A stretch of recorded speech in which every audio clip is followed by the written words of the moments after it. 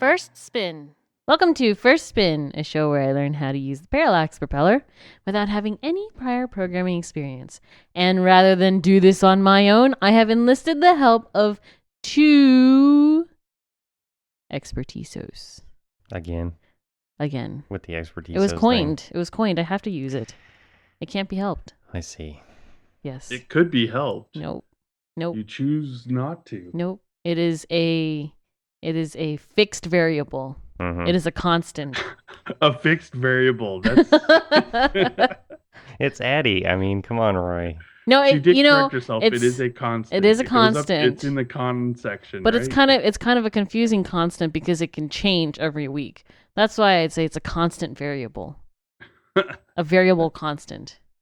Woohoo! Nobody knows. Anyway, so today's Christmas? Is it? Yes. So our gift to you is episode 53. So does that mean in the future I'm going to be on Christmas? Yes. Publishing a First Spin? No. For you peoples? I don't know. I must like you guys. love. All you listeners out there, Christmas Eve. now we're recording this ahead of time, obviously, so these guys will not have any work to do on that day, but Whisker is going to get stuck publishing Well, this on you know Christmas. what you could do is you could do it on the 24th on Christmas Eve and leave it under people's tree for Oh, Christmas morning. Then you don't have to do the work on Christmas Day. what kind of tree? Are we talking a resistor tree? A hash could be table tree? It could be logic tree. a logic tree. It could be. Is there even such a just- thing? Yeah, Yeah. well, there's See? just all kinds of trees. A data tree? It could be an LED Christmas tree. That's correct. It could very well be. Light emitting diodes for the win. Did you guys see Jessica's caroling S2 robot? No, I can't say I have. I should see it though. That sounds epic. It's an S2 robot with a little Christmas tree stuck on top, and Oh, the Christmas tree cute. has some LEDs on it that light up in different patterns, and those go down into the hacker port Mm-hmm. on the S2 so they can turn the LEDs in tune with the music. And then it drives around, and whenever it sees something in front of it, it stops and plays a Christmas carol, and then turns and goes off and does another one. That's super cute. So if you stick And it in she a cardboard explains how box, to- it's just nonstop caroling. Yeah, and she explains how to do it all with the S2 and the programming language that's in there and doing the Awesome. hacker thing. So it's kind of cool. Now, You know, she I usually wonder- gets stuck using that visual language, right? Well, she used that, but she also shows you how to hit the button and get the prop tool up with the code that thing makes, so you could Oh. go hand edit it, and that's what she does to drive the Awesome. LEDs on the hacker port. I have a question. I'm glad that they have those visual sort of languages for like this and some other microcontrollers I've used. But, you know, for me, my personal use, Right. I'd go nuts trying to use them things. I have a Yeah. question. Is the stamp, I know we probably talked about this at some point, but is the stamp like a mini prop? No, the stamp is a completely different thing. It Oh. runs BASIC in bytecode form. All right. And the BASIC language, I guess you could argue that BASIC and Spin have a lot of similarities, Mm-hmm. Kind But- of not, though. but not really. I mean, there are some similarities and there's some crossover, but the BASIC stamp is a different processor entirely, and it's just a single core mechanism. It's just running your basic program that's been compiled into a bytecode, Mm-hmm. stuffed into the memory on the BASIC stamp. It's fine if you've only got one thing you need to do and you don't need to do it very fast. So does it act more like a pick? Like a pickaxe? I guess it's kind of more similar to those. Yeah. Like it's not multiple cogs, it uses interrupts No, and it's stuff? it's a single core processor, Okay. and it's running one program, Oh, okay. and Okay. that's all it does. And has it like interrupts and all that? It has I/O pins, and I think it does have some interrupts internally that I it's see. using to interface with things, but you don't really access them from the basic program. So not like Arduino. They try to keep it really simple for the basic stamp. I see. Yeah. It's basic. Yep. Got It's it. an educational tool. Got it. That makes sense. All right. So yeah, I was just wondering. Side we note, just but skipped it with you because, we're like, hardcore. Propeller is an hardcore educational Propeller. tool when you're Mhm. up at our level. Yeah. Sure. Well, I think it was pretty. I don't think it was that bad to pick up. I whined a little bit, but A little bit. yes. I remember all of this was lots off. of whining over the last Off. 53. It was well, off the 52 mic. But You know what I think would make a great for- educational tool, Roy? What? 6502 assembly language. I don't think so. Ah, I think I think we should switch the show over No. to that. I don't think Well, so. you know what we could do, like we were talking about last time, is maybe an idea after the interpreter is a 6502 emulator.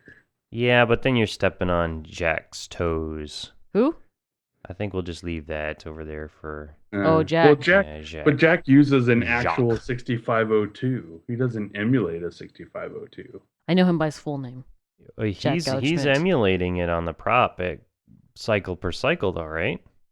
I'm not sure. He's driving a 6502 on the Propeller. There's a 6502 processor that he's running the clock And then on. the prop is just behaving as the peripherals. Yeah, I believe that's how it works. Hmm. I'll have to look at it again. Hmm. Yeah. I think there might be some 6502 emulation somewhere in the community, but Why It- emulate when you can just get the real thing? They make them, and they make them up to like 20 megahertz now. yeah. I don't even know what you guys are talking about. One of the guys in our chat room, YT, has made a single board computer out of them recently. Yeah.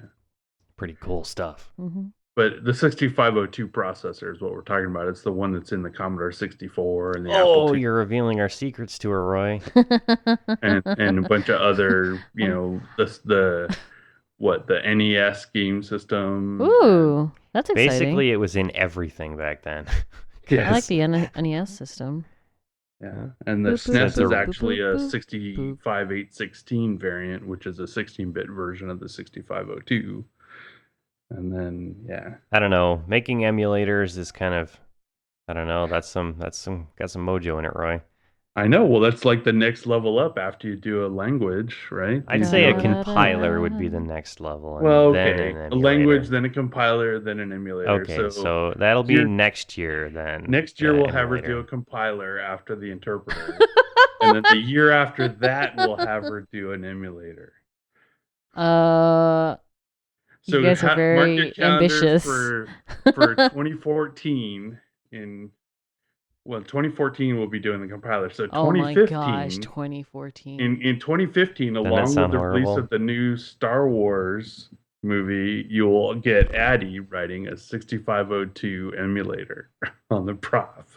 That's amazing. Or maybe even the prop too. Ooh. Maybe. It'd be really Ooh. easy on a prop too. Yeah. Good. I think we'll use the prop too then. All right, but so last week was the fluff and the feelings.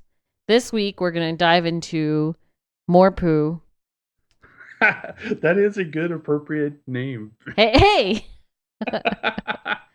Into I think my code. Roy's saying I your think- code stinks. Yeah, well, I know something else that stinks, but I'm not gonna say it. So, I think my code's improved greatly from version 1, I 2 will to give 3. you that. It has improved greatly Right? over the last Significantly. few Did you even see this It's last still- iteration? I'm looking at it. It was It's amazing. still- I took out like 5 pubs. 5. Yeah, but it's still doing things like all your variables are global. Well, I can and- make them local if they have to be, but Well, it's not about being local. It's about modularization. Like your functions won't work with anything but your program exactly the way that they're currently designed well, instead of isn't being that how more you're modular. supposed And to? we'll get into that when we go through your code. All right. So, with this code, last time Roy had suggested that I use a variable state to decrease. What I thought was, in the second version of the code, it was like function plus 36, function plus 45, 54, 63. They were all variable, multiples of 9.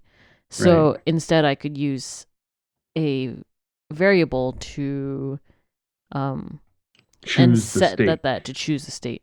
So that's what I thought I did. And you did. Okay, so we'll just go through this. So the con section, Yeah. obj var, I changed the function variable name to age because apparently naming a variable as function is poor form. Yeah. Even though I was thinking of like the pet function. Right. So I understand what you were thinking, Right. and it would have been better if you had said pet function instead of I just suppose. function. I suppose. So then we go to pub main and we have initialize, which we had already done before the last time. Mhm. And then the age and display, So hunger. you do your repeat loop over the whole thing, Right. and then you've got and I setting up also- the age. correct. And then I increment the values. Right. And then I do the comparisons and instead of I did the if else thing that you taught me to do. Yeah, and that's great. It looks good. Yep. And then I also thought that because in the second version it was like if hunger is less than blah, then standby pub. I'd go to a pub. If hunger was not, then hunger pub. So I thought, why don't I just go to the same function? Right. Because you're setting a variable now that function can use. Right. So that's why action pub is what comes in. So there's a couple of things that I will comment on right here is that for one, you're doing these state : equals 1 or state equals 3 or state equals 1 or 5 or 1 or 7, right? Yeah, right. It would probably be preferential to instead up in the cons section define some constants that are like meaningful names like hungry equals 3. Right. Okay. And so then I could do state equals hungry. Right. Instead of state equals 3. It's a little more clear what the code is doing in that case. Okay. I never do stuff like that. But then again, my code's usually just for me to look at, not other people. Right. But you're doing code that other people are looking at. It's probably a really good idea. Okay. Yeah. I do it even on my own code just because it makes it easier to read and follow through, and I tend to also work on large projects with lots of people. Right. I guess if we're talking about poo, that's appropriate. Right. So then the other thing is you're doing all these if else's to set the state, and you're calling the action pub between each one. Yes. And I think what you really want is just to call action pub once at the end of deciding what state it should be. No. But it depends. It's not, though. Well, it depends because I think another way to possibly do this is it still involves only calling action pub once, but you only check for one state, and if it is in that state, you don't do the other ones. So it would require restructuring things into a different way using potentially the case mechanism so that you could. But then if I did the case, it would have to be like, it'd be so much more complex because I would have to account for all possible combinations. It depends. I mean, I think I know what you're going after. You want to be able to show, oh, he's hungry and he needs to poo and he needs to sleep. Correct. Like it'll cycle between all three. Correct. In a quasi-linear fashion. Correct. Right. But, it'd be interesting as, and this is actually adding extra combinations, but if you had the combinations of he's tired and hungry, you could play that state and it could be a different little animation that could be entertaining because, he's hungry and tired. So he's like running around like he's hungry, but he's falling asleep at the same time. Right. Or so, I mean, but then that, like I said, would have to require coding for all the different combinations. Right. It's fine if this is, if you want to just display each state over and over. Yeah. Wrapping around each other. Yeah. I thought of it originally as you would pick which one is the most either he's more hungry than anything or he's more sleepy than anything, and he would just display whichever state is the most. Oh, I see. He's the most hungry, so display hunger. Right. Or he's really got to go poo. It's more important than anything else, so he displays that state. Right. You could do something along those lines also. Right. But anyway, those are the main comments there. The other thing is that you currently have, like I were saying earlier, everything's a global variable. Mm-hmm. And if you had made state Mm-hmm. and age be local to this main pub, Okay. and then passed it in as parameters into action pub, so state and age would get passed in, Okay.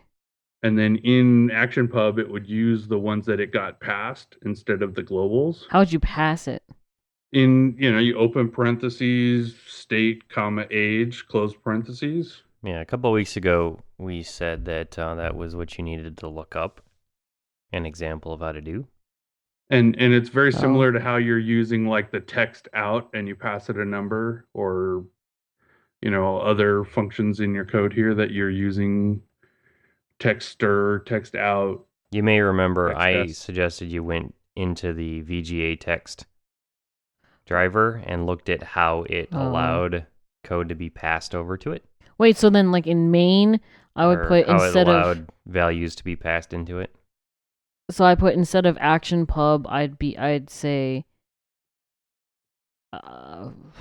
action pub comp like open parentheses state comma age parentheses.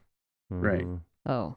And then inside of action pub, you would have open parentheses and the two variable names that you want I it to see. be inside there locally. Yeah. And inside Um, it just treats it as a local variable that's created, that time it's called. And Right. And then the benefit of that is that you could do things like if you feed them, like you could have an alternate button that feeds them a special kind of food that temporarily makes them bigger, right? Mm-hmm. Mm-hmm. Or temporarily makes them look like a baby. Mm-hmm. Then you could feed them that food and have a logic in the main loop that decides to, instead of passing the age as their actual age based on their experience, it passes it as, the very young temporarily. And then ActionPub could still draw it because it's using the parameter that you passed in for the age instead of using the global variable that's age. Right? Because when you have a global variable, there's only one, and everything is just using one instance, and nothing can be like, you can't pretend they're a different age somewhere when you draw. Mm-hmm. Mm-hmm. And, that's a potentially contrived example, but there are very useful versions of the same thing because, like you were able to reduce action pub down from all those other pubs by doing State. adding the state thing. But if you were to go a step further and make it take parameters, then you could do more. So okay, let me ask. Okay, so then I'm trying to figure out how to set up. So in main, I would do pipe, state, comma age, right? And you would have to take out the globals. Right, and then in action, in the one where it says action pub, it'd be action pub open parentheses state comma age parentheses. Correct. And then in the action pub, I would do action pub, like for the title itself, it'd be action pub parentheses state comma age parentheses. Right. Although that would work, but the typical thing to do when it's like local inside the function, and it's, this is sort of depends on your coding style, but you might call it something slightly different in ActionPub than what it's called in main. It's kind of a hard concept to explain exactly, but it's just to avoid potential name collision when you're reading the code. So like, you don't think, oh, this is the same variable as that one, because it's not, right? It's in my style, I would always name them differently. Yeah. So then in the actual pub, in pub action pub, I would have it be like just the simplest thing would be local age and local state. Okay, right? so but would that be action pub open parentheses local age comma local state parentheses? Mm-hmm. Right. Well, except that you had state first, so it'd be local state comma local age. I see. Right. Okay. You have to match. And then in the pub, you would have to say local age. Yeah, local all those state. state and ages that are in that pub would have to change to local state. And again, I it's just see. one of those subtle things that makes it more readable. Right. I see. Because now you know for sure that the Action Pub version of those is not the same one that's up in Maine, and it's not the global ones. Right. You have to make sure you don't have what they call name collision, which is the same names in different places. So then okay. So if I were to do that, I know one of the questions I had. So we actually haven't gone past this point, Right. in previous iterations, but You should hold up for a second though. So see, it's the naming convention thing is kind of important. And one trick that I have to sort of hand down, right, is that you should have a collection of variables names that you only ever use as local variables. Right. Because you always do things like loops, right? Mm-hmm. So if you say to yourself, okay, I'm only ever going to use the variable name index in loops. I'm only ever going to use the variable name X, Y, Z, or anything like that in loops, and you stick to that rule, you'll never cause yourself problems by, creating it as a global variable and it conflicting with some older code that you dropped in that you'd written before or something like that. That's the other reason to try to avoid using the same names throughout the whole program with globals, is that if you tried to bring in some other code from somewhere else, you might have name collision with the global variables, and then the code just won't work, even though it probably should. It's just because the names of the variables conflict and they're fighting with each other over what the value should be. Sure. That's why, like the initialize, calling that initialize is something that is standard, right? Right. You know what it is, right? Mm-hmm. So variable names and function names for things that you do all the time, it's good to settle on a known list of them, right? Okay. Yeah. The other thing that is another minor thing that I noticed you do a lot is you call things pub. So it's like button pub and action pub. Yeah. Well, they're already pubs. Yeah. It's pub, button pub. It seems kind of redundant. It just helps. Button pub. It just helps me keep track, because then I don't have to make up a completely new name, because I know what it's monitoring. You can be a little bit more verbose with your names, by the way. They don't need to be short. No, because I call them so often. Right, but the thing is like, amount. instead of saying action pub, you could say do action. Right. And I suppose that would make more sense. And it actually is more descriptive of what it's doing. It's actually drawing the action. I'd be like, do action pub. Action. Or, well, no, but the thing is, you could also just call it like draw action, because that's really all it's doing, is drawing the action on the screen. Right. Well, and it's so with that we only tell you these things naming because convention. It took thing. us a long time to figure out just how important these things really are, right? Right. Yeah, and when you write really big programs, you run into really strange bugs, and the really strange bugs are usually due to things being the wrong name. All the weirdest bugs always have to do with that kind of thing.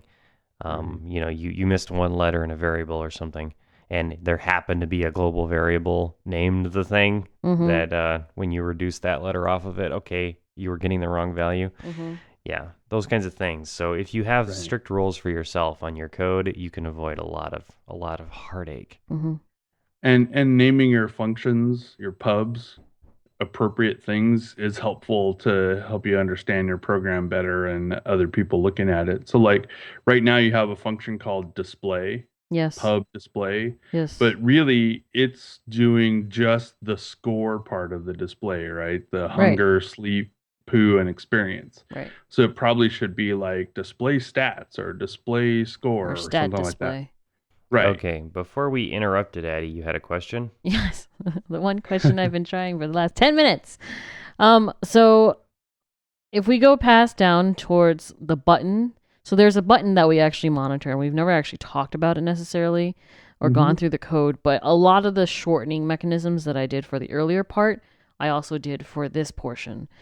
So I note that response pub for the buttons that looks very similar to the action pub, right? Mm-hmm.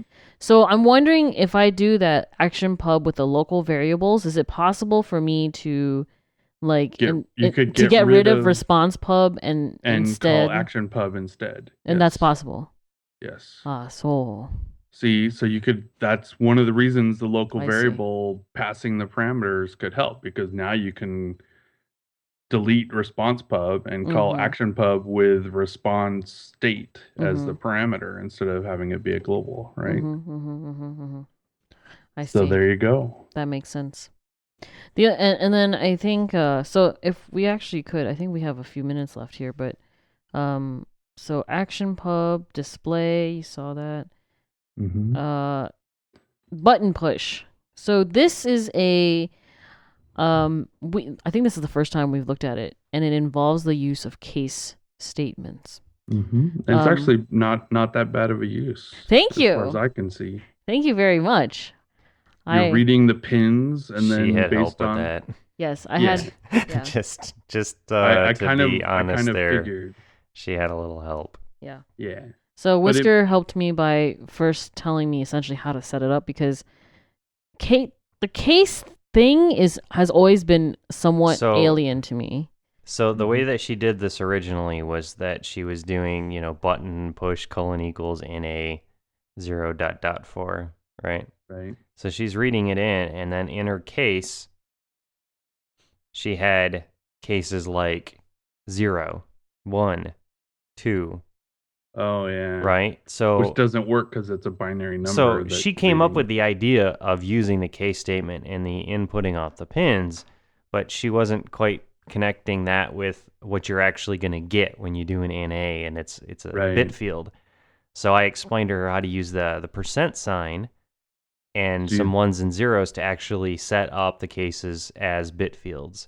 Right. For which button. Right. And it seems to work pretty well. Mm-hmm. The only comment I really have for that portion of the case portion is that I probably would have done a comment for each of the cases to say which button the one you cared about was. Like in that case, the first one, it's when in NA is 0, which is one of the buttons, right? Mm-hmm. One of the directions, I guess, because you're using the Oh, 5. so I should have put the direction. You could have put just as a comment on each one, which direction and which, pressing the button, pushing right, left, up, down, that. Mm-hmm. It just makes it a little easier to follow what's going on. Yeah, that's a good point, because I don't really remember right now which right, which go to which. Which is why you add comments, right. For your own ability to read it later. Right. And their thing there where you've got, like, you've already figured out response pub can be completely replaced with action pub once you do the local variable passing the parameter thing. Mm-hmm. The usage of the global variables for the hunger, poo, and sleep and exp is okay in my opinion in this case, because those are like, it's only one creature that we're emulating or simulating in this. So having those be global is acceptable to me. Some people might not. The thing to think about is in the future you might want to have more than one creature simulated in your program. So then you would need to change it so that those variables were either not global or they were instead arrays of those things, so that you could have more than one creature. Right. Yeah. But that's a future thing, maybe a few episodes from now or something. Once you've done some more iterations on this with other optimizations we've talked about. And we have like 10 seconds left, but any issues with non-pub? Well, pub, non-pub, I don't like the names. Non-pub, terrible, Eddie. But names a pub, non-pub. It should be like, the Nevermind, draw Nevermind, which is what it's doing. I guess. Right. I suppose. That's really all it's doing. Non. It's the French ixnay. No. No. Okay. Okay, well, it sounds like that's Awesome. it for this week. Woohoo. Thank you, listeners, for joining us once again. Yes. You can find this show every week at Tuesday Merry evening. Christmas. Happy Carbon Monoxide Day. Yeah. Yep. That's ours. Our Toymaker holiday. Correct. Carbon Monoxide Day. Long story. Yeah, you can find this show every week at firstspin.tv, Tuesday evenings. There's an RSS feed there if you want to subscribe to it with your phone or your iTunes. Yep. You can just push play on the page too. That works if you want to do it that way. No, that's how I listen to it. Yeah. Anyway, that's it for us for this week. We'll see you guys next week. Bye. Bye. Bye.